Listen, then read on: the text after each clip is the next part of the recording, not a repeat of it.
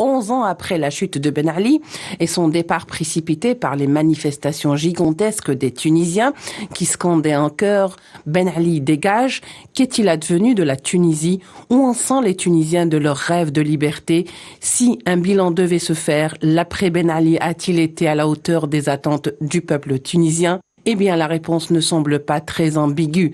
11 ans après, la Tunisie est passée par plusieurs périples politiques, élections anticipées, élections présidentielles, législatives, la venue d'Ennahda, les mouvements de contestation, bref, une véritable effervescence de la scène politique qui aurait pu constituer un signe de bonne santé sociale et politique, si ce n'est ce malaise social et une mauvaise gestion d'Ennahda qui a conduit le pays droit vers l'impasse.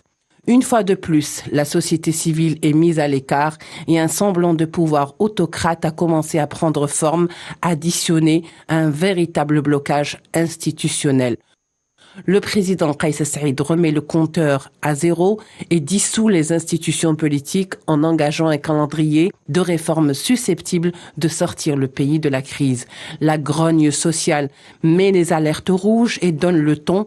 Ajouté à une crise sanitaire de Covid-19, la Tunisie étouffe. Tous les yeux sont rivés sur ce pays exhorté par les puissances occidentales à aller vers une refonte de son économie et alors que plusieurs plans de sortie de crise sont proposés par les think tanks du monde, les États-Unis renouvellent leur appui dans une lettre du Congrès adressée au secrétaire d'État américain Anthony Blinken. Toutefois, le Congrès conditionne l'aide à la Tunisie par des réformes, je cite, mesurables. 11 ans après la chute de Ben Ali, la Tunisie se retrouve aujourd'hui dans une position très peu enviable. Le président tunisien tente aujourd'hui de sortir le pays de la crise et de relever les échéances de 2022.